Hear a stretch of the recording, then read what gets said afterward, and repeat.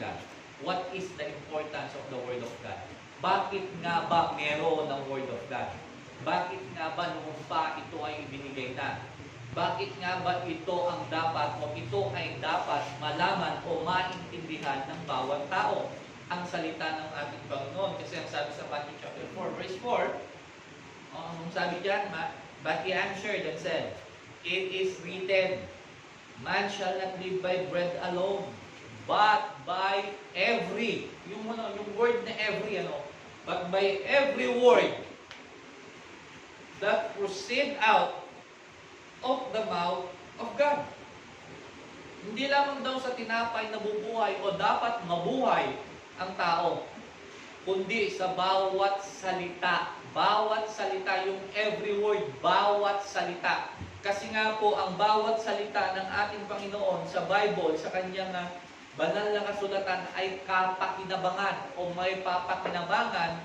Meron tayong malalaman, meron pong maitutulong sa ating buhay ang kanyang bawat salita. Malalaman natin ang tama at mali, malalaman po natin yung direksyon ng ating buhay, malalaman natin kung ano yung mga dapat at di natin dapat gawin at kung ano yung plano ng Diyos sa plano natin.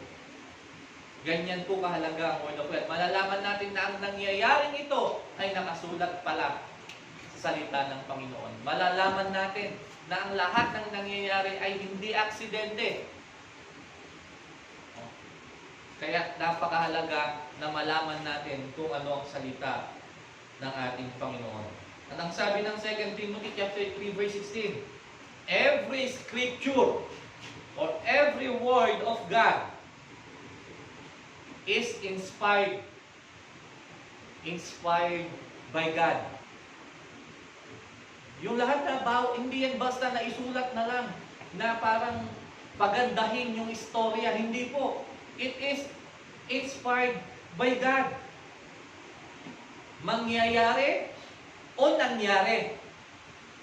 Parang yung mga parable, yung mga prophecy. Diba?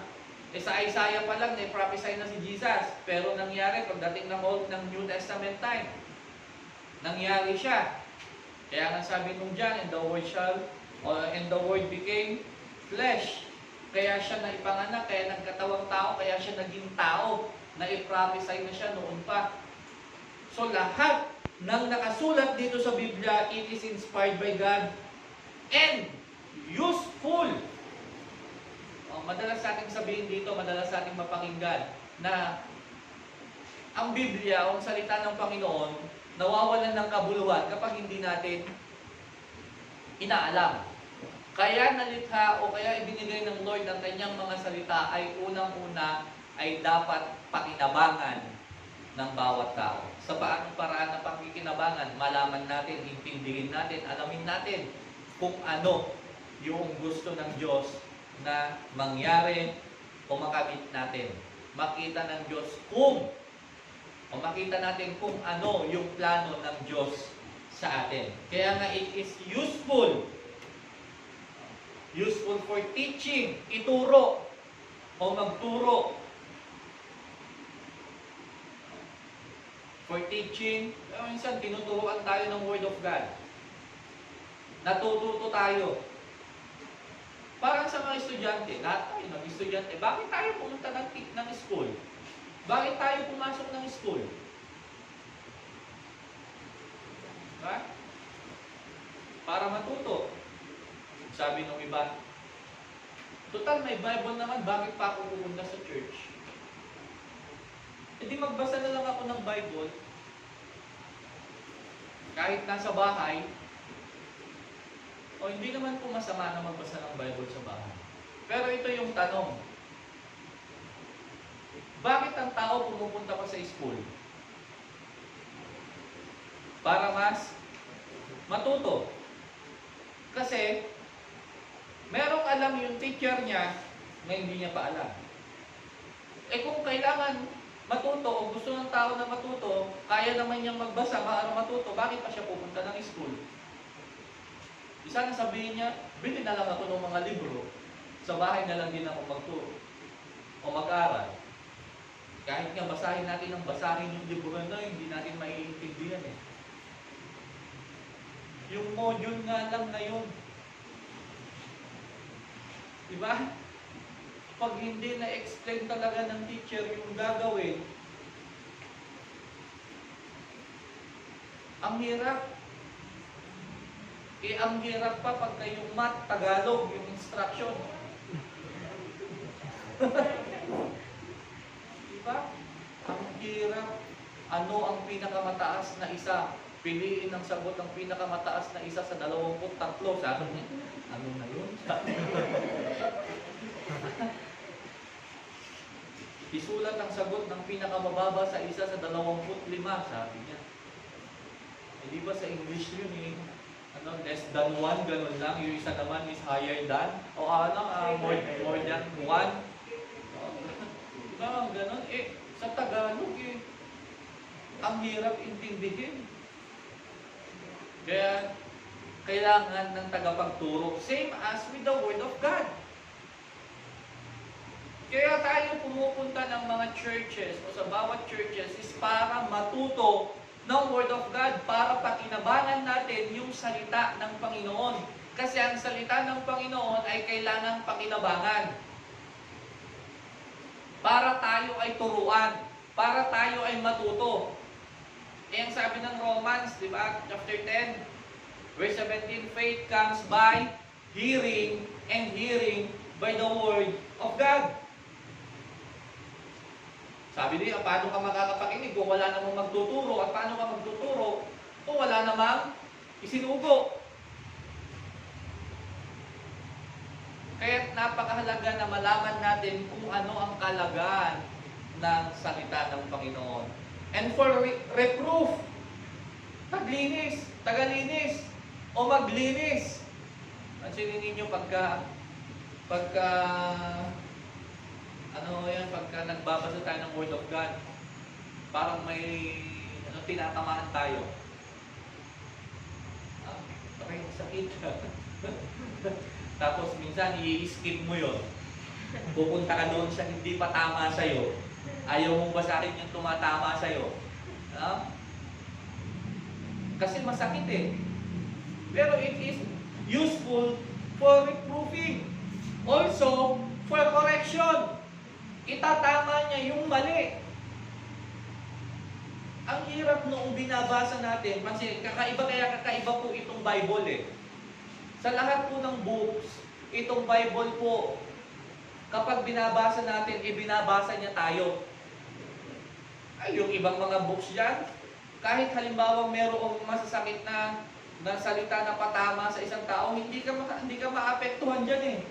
Pero ang Bible, kapag binabasa mo, nakita mo doon, kita mo doon, sabi niya,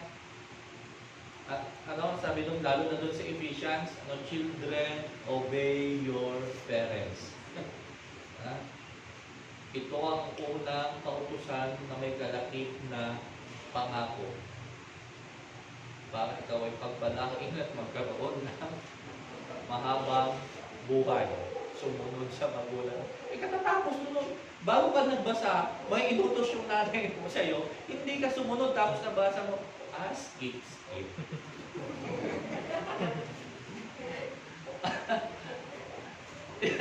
Di mo ba? Ipinapaalam yan use for correction.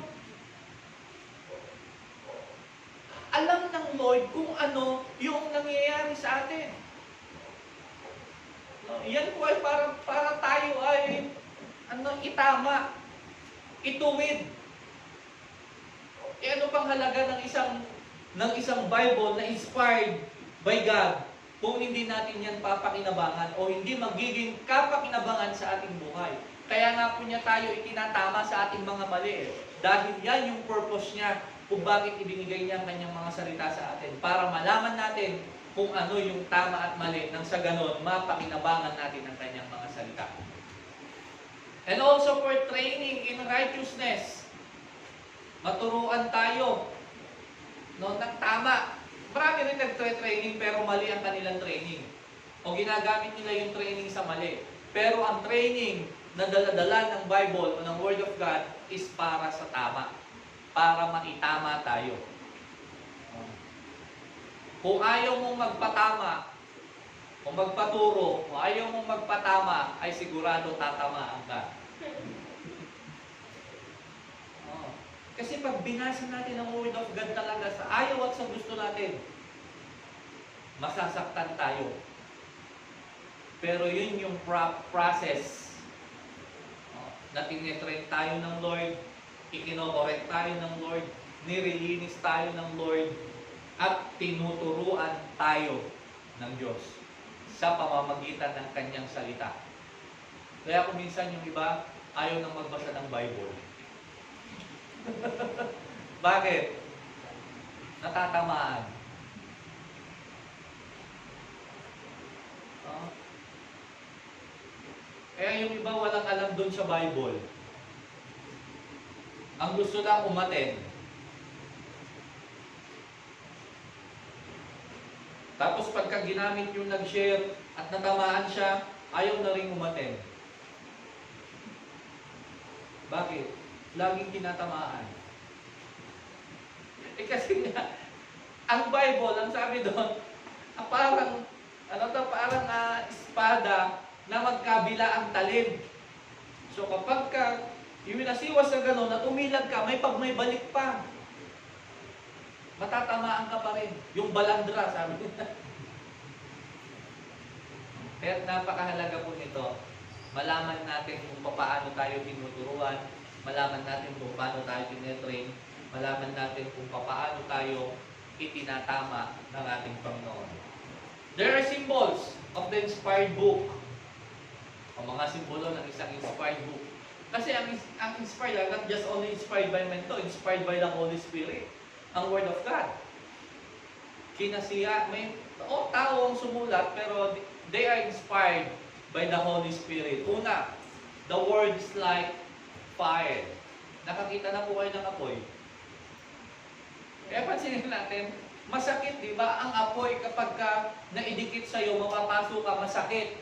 Kaya kung minsan, ang Bible, ang Word of God, masakit. Pero hindi yung sakit na ipapahamak ka. Hindi yung sakit na sisirain ka niya. But, kundi sabi niya, the word is like fire, it burns, cleanses, and purges all that is contrary to its holy standard. Nililinis niya yung mga hindi karapat-dapat na makita sa ugali o sa isang tao. Diba? It burns, it cleanses. Anong sabi ng Jeremiah 23 verse 29? Is not my words like a fire? Hindi ba't ang aking mga salita ay parang isang apoy? Pansinin ninyo, ang salita ng Lord, although siya in-illustrate o isinimbol like a fire, hindi yan para sunugin tayo. Kundi para hinangin tayo at ilabas kung sino yung talagang tayo. Alisin yung mga bagay na hindi tama o hindi karapat-dapat na nasa atin. Parang ang gold. Paano natin mapapatunayan na gold yan? Ilagay muna doon sa matinding init ng apoy. Lalabas yung pinakamakinang yung pinakamaganda o pinakamakinang na uri ng ginto. Lalabas doon yan. Makikita kung tunay yung ginto. Hindi para sirain yung ginto. Hindi para sunugin yung ginto, kundi para ilabas yung tunay na ganda ng ginto. Ganon din ang salita ng Panginoon. Sinusunog niya tayo bilang isang apoy, hindi para sunugin, hindi para sirain, kundi para lumabas kung ano yung ganda ng pagkakalikha ng Lord sa atin. And ang sabi ng Bible, we are fearfully and wonderfully made.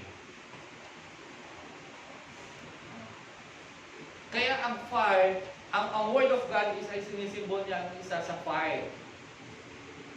Sa sunog o sa apoy. Pangalawa, it's like a hammer. Ano ang trabaho ng hammer? It smashes and demolish evil. Kayang dumurog. Kayang dumurog. Kaya pansin po ninyo, pagka nagbabasa tayo, para tayong pinupukpok. Tapos pag pinagpatuloy mo, nare-realize mo, oo nga, no, mali ako. Dinudurog ka na. Nadudurog na yung demonyo, yung demonyong kaisipan, demonyong pag-uugali. It demolishes evil eh. It's like sa hammer. Masakit literal. Pag natuktukan ka ng hammer, ng martilyo, masakit. Lalo na umaso yan. Di ba? Pero sa mga construction, kahit gano'ng katitibay na pundasyon yan, pag pinukpok na ng hammer o ng maso, unti-unti nasisira yun. Ganon ang Word of God. Kapag pinahinayaan natin ang pakinabangan natin ng Word of God, kahit gano'ng katigas siya, unti-unti, madudurog, mapapalitan ng isang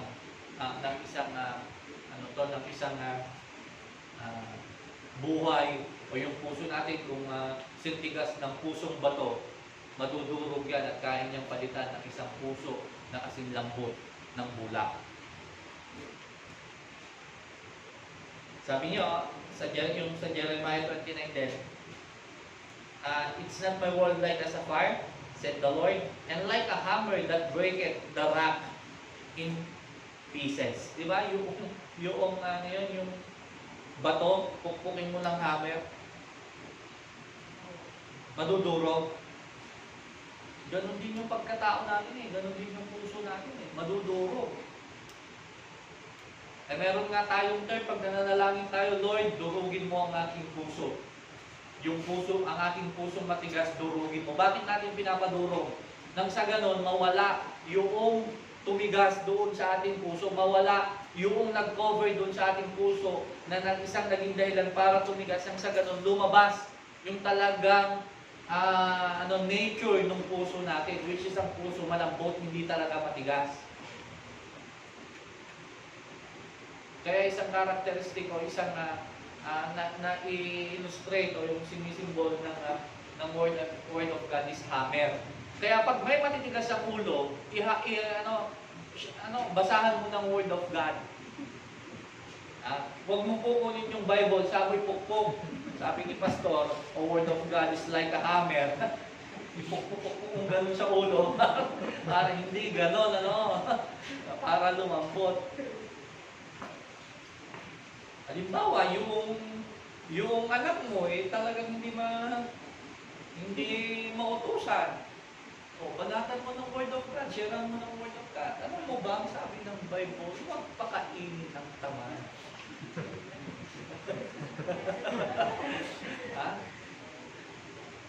Diba, nung nilagay natin doon yan yung nilipatan nating church, nilagay doon sa kusina.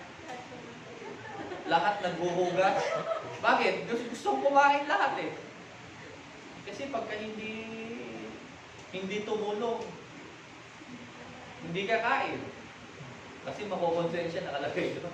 Huwag pakainin ang tamad. Lagay nyo rin doon lagay nyo rin sa kusina ninyo, yung pagbukas pa lang yan ng kaldero, nandun nakalagay na doon, huwag pakainin ang tamad. Tapos doon sa plato, sa lamesa, lagyan nyo doon, huwag pakainin ng tamad. Tignan nyo, madudurog yan. Makukonsensya. Pati doon sa kutsara, lahat ng makikita niya. Wala kung hindi maging masipag yan. Another, the word is like a lamp. It is an instrument of light and illumination in the darkness. Siya ang nagpapaliwanag sa madilim, ang ilaw. So ang Word of God, kapag dilim na dilim ka na, kapag ikaw ay napapalibutan ng dilim, ang Word of God ang magbibigay ng liwanag sa atin. Kapag tayo ay nababalot ng kadiliman, ang salita ng Panginoon ang magbibigay ng ilaw sa atin. Sabi ng Psalms chapter 19 verse 119, verse 105, the word is a lamp unto my feet, and the light unto my path. Ang salita mo, ang ilaw sa aking mga paa, at ang tanglaw sa aking daraanan o patutunguhan o latarin. Ang gahirap kasing pumunta sa isang lugar na hindi mo alam, lalo na kung madilim, hindi mo alam yung pupuntahan mo at wala kang tanglaw. Pero kahit madilim, kung may tanglaw ka, kung may ilaw ka, hindi ka mapapahamak. Bakit? Meron ka tanglaw o may nag-guide sa'yo na pwedeng maging dahilan para makarating ka dito sa pupuntahan. Ganyan ang Word of God. Tanglaw sa atin. Kaya kung hindi ka nagugulumihanan ka, kung ikaw ay nalilito, kung ikaw ay nahihilo, kung ikaw ay gulong-gulo, read the Word of God. Tatanglawan niya ang magulong buhay, tatanglawan niya ang madilim na tinatahak ng tao, tatanglawan niya yung buhay ng tao na nagugulumihanan dahil sa katiliman na nakapaligid sa kanya.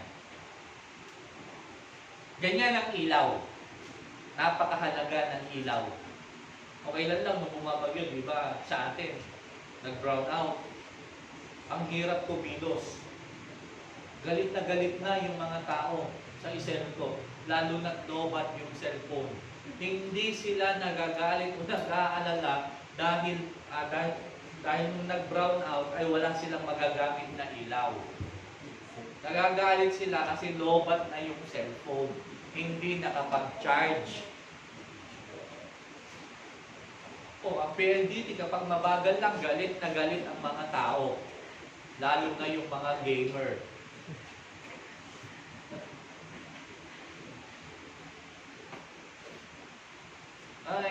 Isa pa nung nakakalungkot na to, merong nabawian ng buhay na lineman dahil sa gusto niyang ma-restore kagad yung kuryente kahit bumabaha pa, kahit maambun-ambun pa. Nagtatrabaho sila. Kasi nga sobrang demanding ng mga tao.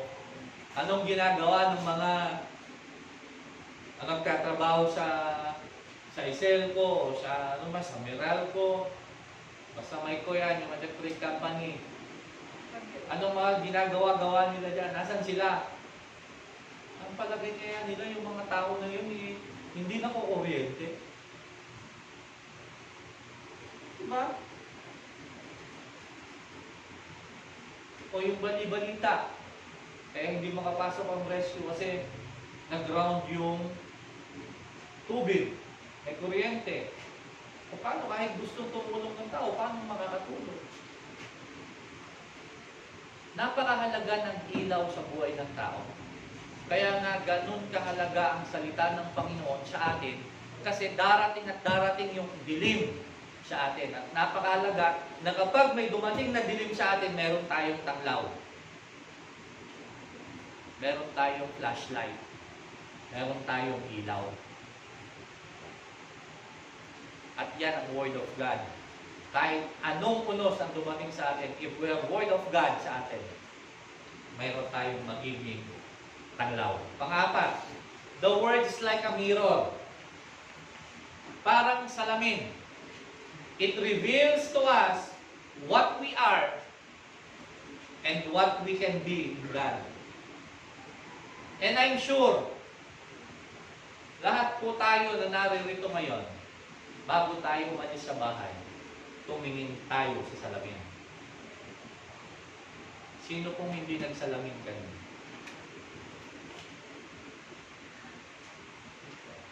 At karamihan pa nga, nagsalamin na sa kwarto, paglabas ng kwarto, may salamin doon sa may paglabas, sasalamin na naman.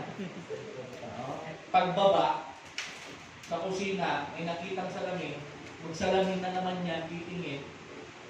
Paglabas ng bahay, nakita ng sasakyan, magsasalamin doon, titingin. Nakakita ng motor, magsasalamin doon. Bago pumasok dito, naharap doon sa may sasakyan, titingin na naman yan, magsasalamin. Pag uwi, pag sumakay ng tricycle, pagkikita doon, may salamin, salamin na naman. Pagbaba ng bahay, bago magbihis, magsasalamin. Bakit tayo nagsasalamin? Bakit tayo tumitingin sa salamin? Kasi gusto nating makita kung ano yung nakikita rin ng iba o pwedeng makita ng iba. Ang hirap naman kasi na pagkagigising mo pala, ay, church pala ako. Diretso ka na doon, wala nang salasalamin, wala nang ligo-ligo, wala nang gulo-gulo yung buhok mo. Bakit sila ako pinagtitinginan ng Panginoon? Pinagtitinginan ka kasi yung kilay mo isa nasa taas, yung isa nasa taas. Hindi na pantay.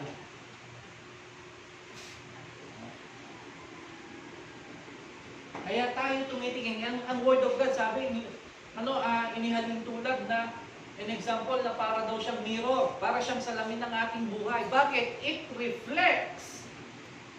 Sabi niya yan, it reveals to us what we are and what can be in God. In James chapter 1 verse 23, for if any be a hearer of the word and not a doer, he is like unto a man beholding his natural face in a glass. Kapag tayo daw mga Kristyano ay nakarinig ng salita ng Panginoon at tayo ay tagapakinig lamang at hindi natin ginagawa kung ano yung napakinggan natin, para daw tayong mga tao na tumingin lang sa salamin at kung nakita natin may dungis ang ating mga mukha, binayaan lang natin. Ay, okay lang yan, natural. Ay, inborn ka. Hindi. Hindi tayo mapapakali. Isa pimples nga lang. Pimples nga lang makita mo isang dyan na nakabuko, hindi ka naman ako nung high school ako nung talaga ang dami kong pimples sa mga bukula. Hindi ako mapakali. High school tsaka college. Kung ano-anong pumapasok sa isip ko, anong ginagawa ko nung. Nakakita ako ng buko, inakyat ko. Sabi ko, siguro yung sabaw ng buko maganda sa pimples. Bakit? Malinis kasi yung tubig dun eh. Sabi ko, natural yung tubig. Pinangihilamos ko yun. Pinangihilamos ko. Kinaumagahan ang daming pula ng mukha ko. Ang gati, bakit kinagat ng langgam? Bakit matamis yung matamis yung buko? Ang pula, ang daming kagat-kagat na gano'n. Yung batik-batik. Sabi ko, hindi pa ito maganda. Kung ano-ano, sabi nung isang barkada ko, nakita ko may pula dun sa... Ano yung nilagay mo sa mga? May pimples kasi ako, nilagyan ko lipstick. Sabi niya, nilagyan ko rin ng lipstick at hindi po. Ginanon ko yung lipstick. Bumili ako ng lipstick, ginaganon ko. Nakita nung nanay ko, nanay ko nagulat, ginising ako, Alvin, bakit? Sabi ang daming dugo sa mukha mo. Kala daw nung nanay ko, dumudugo yung mukha ko, kung napano ako, hindi na yung lipstick yan. Bakit kita lalagyan ng lipstick? Pampatanggal ng pimples. Kung ano-anong kautuan ang nalalaman mo, sabi ko na. Kasi nasa tuwing kitingin tayo sa salamin, ayaw natin makita na merong dungis o merong kapansanan yung katawan natin o yung sarili natin. Same as with our spirituality. Kailangan itong Word of God ang maging salamin sa atin. Kung tinatamaan tayo dun sa nababasa natin, tanggalin natin yung mali na yun. Tanggalin natin yung pangit na yun sa atin. Tanggalin natin kung ano yung bagay na yun na nagpaparuni o ayaw mong makita sa'yo. O ayaw mong makita kapag nagbabasa ka ng Bible. Sabi magbabasa ka ng Bible, makikita mo, sabi doon, maging masunurin sa mga magulang. Ito na naman, nabasa ko. Kung ayaw mong masaktan kapag ka nababasa mo yon, maging masunurin ka sa iyong mga magulang. Kasi kapag nabasa mo na yon, at naging talagang ikaw ay sumusunod sa magulang, naging mabasa mo yon, mga anak, sumunod kayo sa inyong mga magulang. Tama na nga sinasabi ko yun, sabi na nga po nasa Bible yung pagsunod sa magulang. Hindi ka magiging hindi ka magkakaroon ng guilt. Kasi parang tumingin ka sa salamin at nakita mo, pag gising mo, ay nagdakil din mukat ko. Alisin mo. Hindi yung nasabi mo, ay nagdakil din mukat ko. Okay lang, asset yan. Hindi ganon. Kasi, kung ano yung nakita mo, yun din yung makikita ng ibang tao sa'yo. Papansinin ninyo, na-experience nyo na ba? Ako ilang beses ko nang nasabihan, kasta, ayan, born again. Ganyan ba mga born again? Ganyan ba tinuturo ng pastor nyo? Sabi ko, tingin nyo, pati yung pastor nyo nadamay na. Walang kinalaman doon sa nagaganap nung time na yon. Di ba? Kasi magre-reflect sa atin kung ano yung makikita ng ibang tao. Isasalamin tayo ng Word of God. Kaya nga mirror eh. It reveals to us what we are. Hindi pwedeng ang iksi ng buhok mo, tapos ayaw ko na sa maiksi, gusto ko pag tingin ko sa salamin, mahaba yung buhok. Eh pag tumingin ka sa salamin at mahaba yung buhok nandun, matakot ka. Diba? Matakot ka pagka gano'n, tapos pag tingin mo doon sa salamin, ikaw ay iba doon sa nagre-reflect doon sa salamin, magulat ka. Iba yung nagre-reflect. Kaya nga ang salamin, it reflection kung ano tayo. So ang Word of God, i-reflect niya, i-reveal niya kung ano tayo. Eh kung tinatamaan ka, sabi ng Lord, pasensya ka. Kaya kita pinapalo, mahal kita. Kaya kita pinagagalitan, mahal kita. Gusto kong mabago kung ano yung wala sa'yo. Nang sa ganon, sa susunod na pagsalamin mo, okay ka na, magiging masaya ka. Sa susunod na pag nabasa mo yung Bible, hindi ka natatamaan dahil natanggal mo na yung dumi o dungis na meron doon. Another, the word is like a milk o gatas. Ano ang kahalagahan ng gatas? It nourishes the young in Christ. It will nourish us. Bibigyan niya tayo ng nourishment o yung ano sa Tagalog nourishment? Kalusugan. Palulusugin niya tayo ng maganda, bibigyan niya tayo ng magandang kalusugan, bibigyan niya yung kailangan ng ating katawan para lumakas tayo. Ganon din ang Bible. Bibigyan niya yung kailangan ng ating spiritual, ng ating spirito para lumusog tayo, maging malakas. Di ba pagka may baby, kapapanganak ng baby, anong kailangan niyan? Gatas. Hindi kailangan niyan ng cellphone. Gatas ang kailangan niyan. Lalo na kung baby pa. O anak, kumain ka ng marami ha. O baby, pinakain. Anong pinapakain? Baby, pinakain mo na kagad ng bulalo. Pinakain mo na kagad ng papaitan. Pinakain mo na kagad ng steak. Para lumakas ka agad. No? Para lumaki ka agad. Hindi lalaki ka agad yun. Ang kailangan mo, gatas. Kasi nourishment niya yun. Di ba nga, ang gatas nga may stages pa? May stages yung gatas eh. Meron yung infant, para doon sa infant pa lang. Tapos meron yung doon sa 0 to 6 months. Tapos 6 months to 1 year, 1 year to 2.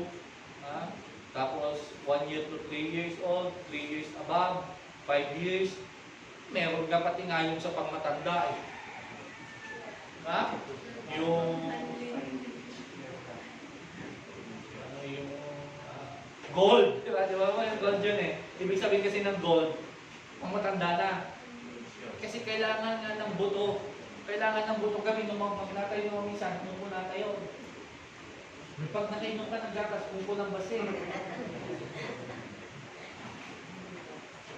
Ewan ko, bakit kaya ang tao hirap uminom ng gatas. Painumin mo ng gatas, hirap. Tubig nga lang, hirap pa inumin. Bigyan mo ng soft drink, sino yung nakakalokin? Kung wala makita pa lang soft drink, agtil-mo-til-mo datan. Ang sarap ng soft drink. Siya mo, hindi mo pa nga natitikpan, ang sarap na. Pero pag gatas, madira mo na. Kala natin kasi pang walang yun ano. Oo, naggagatas po ako. Fresh milk. Eh kasi niloloko nila ako eh. Kung bumaba sa, laki ka gawin ng pastor. Wala na. Pagka medyo may masakit, laki ka gawin ng pastor. O di, magganas ako para palakasin ko yung mga buto.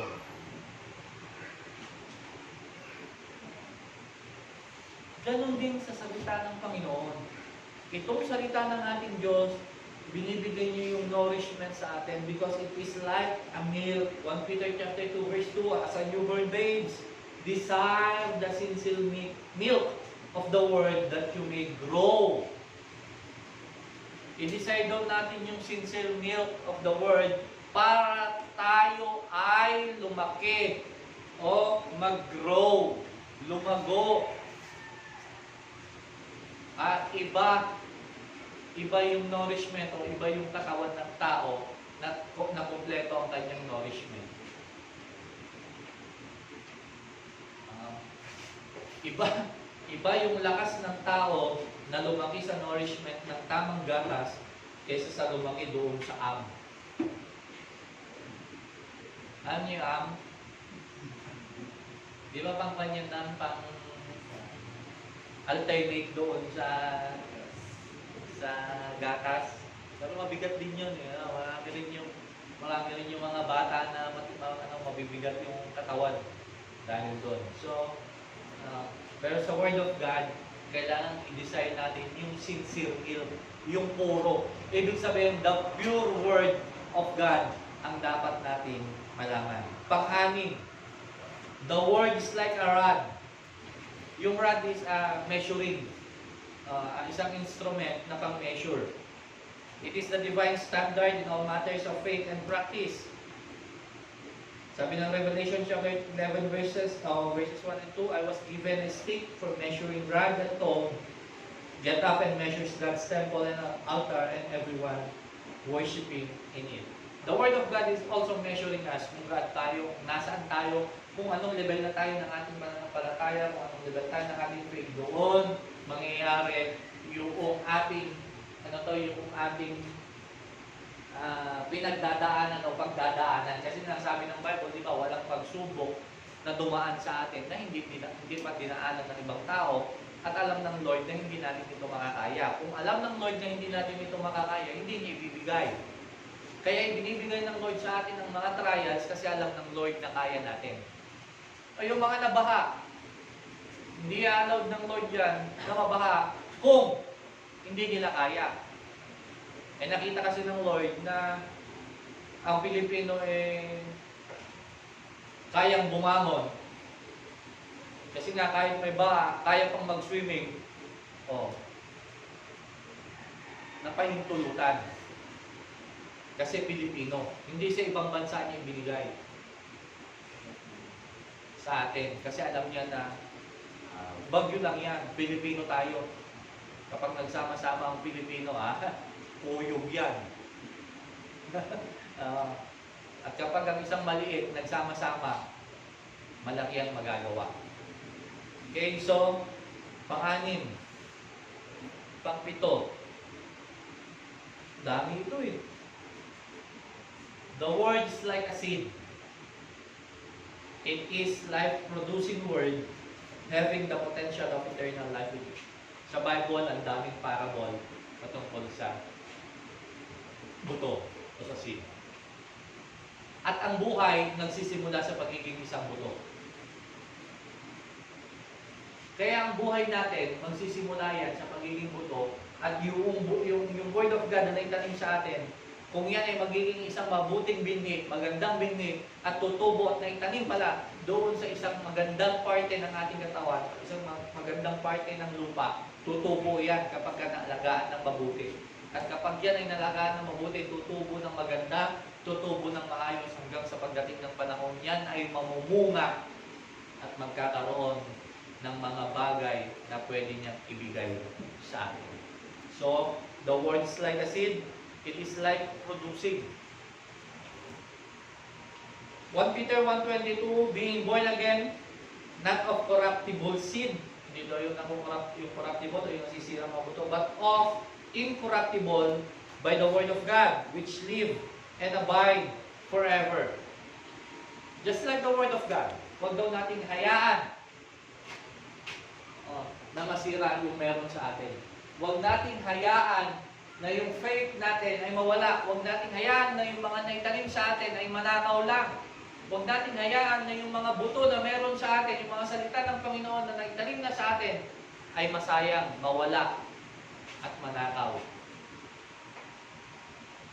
kailangan natin mapanatili ito na nakatanim sa ating puso, maalagaan natin at dapat itong tumubo. Tumubo, lumago, lumaki, mamunga. Nang sa ganon makapag-produce ng another seed na itatanim naman natin sa iba. It is a life producing. Marami pa po ito, pero itutuloy na lang po natin sa susunod. Gusto ko pong, ayaw ko pong apurahin. Gusto ko maintindihan natin itong importance of Word of God. Kasi ito po ang kailangan ng tao. Ito po yung makakatulong sa atin. Ito po yung magiging sandata natin. Ito yung ating magiging tagapagtanggol. Tagapagpananggalan sa lahat ng pwedeng dumating sa atin. Pag naiintindihan natin kung ano ang kalagayan ng Word of God sa ating buhay, malaki po ang may tutulong nito sa ating buhay. Palakpakan po natin ang Panginoon. Tayo po lahat ay tumayo. Tayo po manalangin. Dakilang Diyos, salamat po Panginoon sa iyong mga salita. Salamat po, O Diyos, sa iyong katuruan sa amin. Namin pong napag-aaralan ang kahalagahan ng iyong mga salita sa amin. O Diyos, sinig po namin na patuloy mong ipaunawa ang bawat salita mo sa akin. Ipaunawa mo sa amin, Panginoon, ang bawat kahalagahan ng iyong mga salita. Kahalagahan na ito'y aming malaman, kahalagahan na ito'y aming may pamuhay.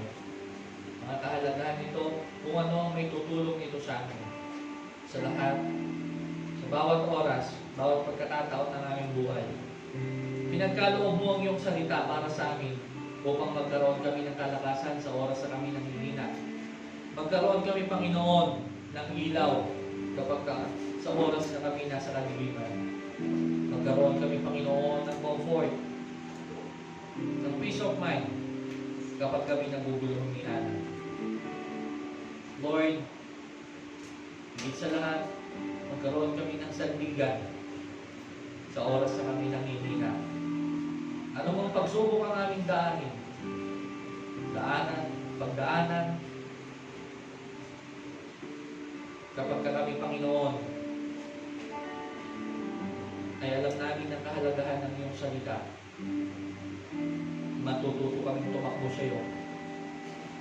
Magtiwala, maniwala, at ipagkatiwala sa iyo ang aming mga buhay. Salamat, Panginoon, sa aking mga kapatid na naririto. Patuloy mo kaming ubugin sa iyong mga salita. Patuloy mo kami, O Diyos, bigyan ng malawak na pagkaunawa patungkol sa iyong mga salita. Nang sa ganon, maging kapakinabangan mo ito sa aming mga buhay. Ganon din po ang aming mga kababayan, Panginoon, sa oras na ito. Lord, nanalangin po kami, nanuwan po yung mga kalagayan nila sa oras na ito, lalong-lalo na po yung mga nasalagta po ng bagyo. Lord, hindi namin lubos alam kung ano yung kanilang kalagayan. Nasaan man sila, Panginoon, ano man yung kanilang dinadanas ngayon, i-comfort mo po sila, O God.